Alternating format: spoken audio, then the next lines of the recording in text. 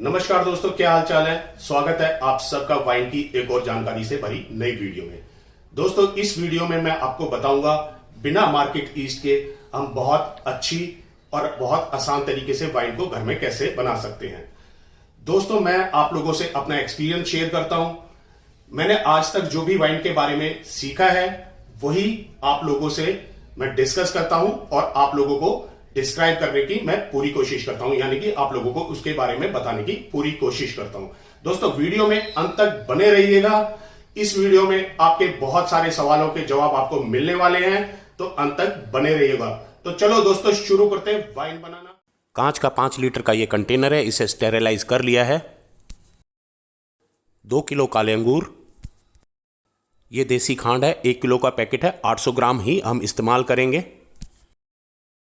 दालचीनी का 1 टुकड़ा लिया है, 4 लौंग और 5 इलायची। 2 लीटर पानी लिया है, ज़रूरत होगी तो और पानी ले लेंगे। होममेड ईस्ट है, इसकी वीडियो का लिंक आपको डिस्क्रिप्शन बॉक्स में मिल जाएगा।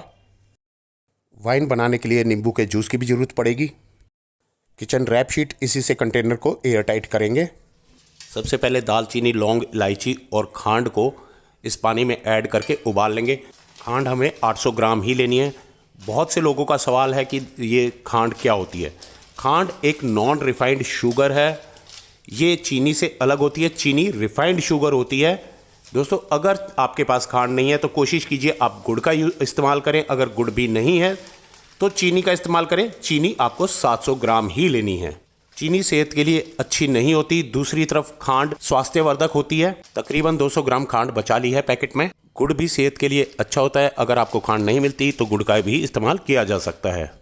अब इस पानी को चलाते हुए हमें उबाल लेना है ताकि ये खांड अच्छे से इसके अंदर मिक्स हो जाए और जो दालचीनी वगैरह है उनका भी फ्लेवर इस पानी में अच्छे से आ जाए। इसे उबालने के लिए गैस फ्लेम ऑन कर ली है। अब इसको गैस पे चढ़ा देते हैं। गैस फ्लेम को मैंने धीमा ही रखा है। तब तक एक और अलग से बर्तन ले लिया है और ये जो काले अंगूर हैं इनको स्टेम से अलग कर लेना है। इनकी डंडियाँ अलग कर देनी है। वाइन बनाने के लिए आप जब भी कोई भी फ्रूट लेते हैं तो ध्यान रखिए कि वो जूसी हो और अच्छे से पका हो। काले अंगूर में भी कई सारी वैरायटी हैं और ये मार्केट में आ भी रही हैं। हाँ, आप अपनी पहली कोशिश ये रखिए कि आप जो अंगूर ले रहे हैं उनका छिलका पतला हो और अंगूर जूसी हो। डंडियों से मैंने अंगूरों को अलग कर लिया है। अब हमें अंगूरों को रफली चॉप करके कंटेनर के अंदर डालना है। रफली चॉप करने का मतलब मोटा मोटा इसको फोड़ लेना है। वो तरीका आप जो मर्जी अपनाइए, इसे हाथ से फोड़िए या फिर कंटेनर में सारे अंगूरों को आप डाल के हाथ से मसल के भी तोड़ सकते हैं या फिर मिक्सी जार में भी इन्हें मोटा मोटा ग्राइंड कर सकते हैं। मैंने अंगूरों को दरदरा पीस लिया है मिक्सी में। इन्हें ज़्यादा बारीक करने की ज़रूरत नहीं है और कंटेनर में ऐड कर देना है। वाइन के अंदर लाल रंग अंगूर के छिलके से ही आता है। 2 किलो अंगूरों को पीसकर मैंने कंटेनर के अंदर ले लिया है।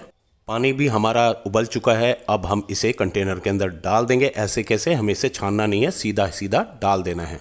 खांड का रंग हल्का ब्राउन होता है, इसलिए हमारे पानी का कलर ऐसा नज़र आ रहा है हमें। इनिशियल ग्रेविटी जो कि शुरू में हाइड्रोमीटर से नापी जाती है और फाइनल ग्रेविटी जो कि बाद में नापी जाती है। आजकल मैं हाइड्रोमीटर का इस्तेमाल नहीं करता क्योंकि बहुत से हमारे दोस्तों के पास हाइड्रोमीटर नहीं है। मैं अंदाजे से ही वाइन आज की डेट में बना रहा हूँ। हमने इसके अंदर 800 ग्राम शुगर डाली थी और हमारे अंगूर भी अच्छे खासे मीठे थे, अच्छी क्वालिटी के थे। तो हमारी जो वाइन होगी इसके अंदर तकरीबन 13% अल्कोहल की मात्रा रहेगी। खांड मिला उबला पानी कंटेनर के अंदर डाल के कंटेनर को सील कर देना है। सील करने से मेरा मतलब है एयर टाइट करके इसको छोड़ देंगे, ठंडा होने के लिए रख देंगे। होममेड ईस्ट है ये, जिसे मैंने किशमिश से बनाया था। इसकी वीडियो का लिंक आपको डिस्क्रिप्शन बॉक्स में मिल जाएगा। कंटेनर को मैंने रात भर के लिए छोड़ दिया था ठंडा होने के लिए। अब ईस्ट को एक बार चेक कर लेते हैं। इसके ढक्कन को खोल के चेक करेंगे। ढक्कन खोलने से सोडा बोतल खोलने जैसी आवाज़ आई थी, यानी कि हमारी जो ये ईस्ट है वाइन के अंदर डालने के लिए बिल्कुल तैयार है। और जो यह मस्ट तैयार किया था, जो ये लिक्विड था कंटेनर के अंदर, ये भी बिल्कुल ठंडा हो चुका है। अब हम इसके अंदर ईस्ट डाल सकते हैं। दोस्तों, एक और अहम बात, अगर आपको अच्छी ईस्ट जैसे कि रेड स्टार येलो पाउच वाली हो गई या फिर लालविन EC 1118 ईस्ट, उनका कोई मुकाबला नहीं है। उनको यूज़ करने से और भी बेहतर रिजल्ट आता है वाइन के अंदर। दोस्तों, अगर हो सके तो वह मंगा लीजिए, अब अवेलेबल है। पहले लॉकडाउन में नहीं मिल रही थी तो मैं होममेड ईस्ट का ही इस्तेमाल कर रहा था। आधे नींबू का जूस कंटेनर के अंदर ले लेंगे। इससे पीएच वॉल्यूम इस मस्ट की ठीक रहेगी। जो ये हमने घोल बनाया है इसका जो पीएच लेवल है वो 3.4 से 3.6 रहना चाहिए। अगर आपके पास मीटर है तो आप चेक करके देख सकते हैं, नहीं तो बेफिक्र रहिए, आधा नींबू का रस निचोड़ दीजिए इसके अंदर। हाँ, अगर आपके पास नींबू छोटा है जैसे कि मेरे पास है तो पूरा नींबू निचोड़ दीजिए। वाइन मस्ट का अगर पीएच सही है तो फर्मेंटेशन भी बहुत अच्छे से होगी और घातक अल्कोहल को भी नहीं पनपने देती, जो कि हमारे न्यूरो सिस्टम पर सीधा सीधा अटैक करती है। दोस्तों, वाइन में पीएच लेवल का भी ठीक होना बहुत ज़रूरी है।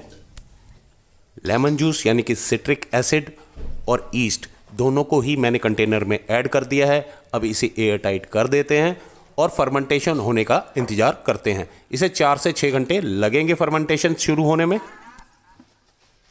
ईस्ट को कंटेनर में डाले हुए 12 घंटे हो चुके हैं। हल्का सा इसमें प्रेशर आ चुका है, यानी कि फर्मेंटेशन इसमें शुरू हो चुकी है। आप देख सकते हैं ऊपर की तरफ ये फूल गई है रैप शीट। ईस्ट जब अपना काम शुरू करती है यानी कि शुगर खाना शुरू करती है तो अल्कोहल और कार्बन डाइऑक्साइड रिलीज़ करती है।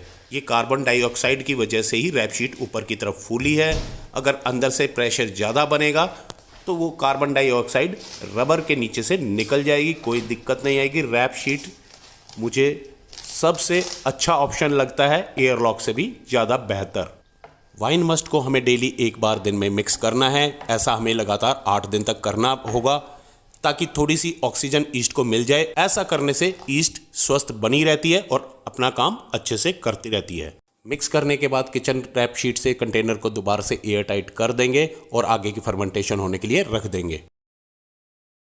8 दिन तक हमें इसको इसी तरीके से मिक्स करते रहना है। उसके बाद इसको छान लेना है। छानने का प्रोसेस मैं अगली वीडियो में आपको दिखाऊंगा।